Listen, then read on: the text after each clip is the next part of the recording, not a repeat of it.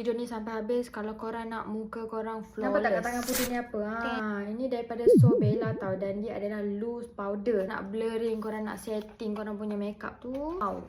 Dia colour kuning guys. Yang ni kod 02 bagi kita soft matte finish macam tu. Rice touch powder. Dia akan buatkan makeup kita tahan tau. Packaging dia pun premium. And korang tengok puff dia. Alamak, gebu betul puff dia. Loose powder dia macam ni. Powder korang dab-dab dulu. Buat macam ni supaya dia tak ada lebihan sangat. Nanti dia transfer dekat kita punya makeup. Okay, so kita nak pakai sebelah sini dulu tau.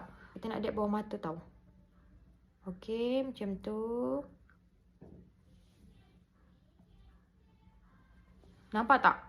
Nampak tak korang?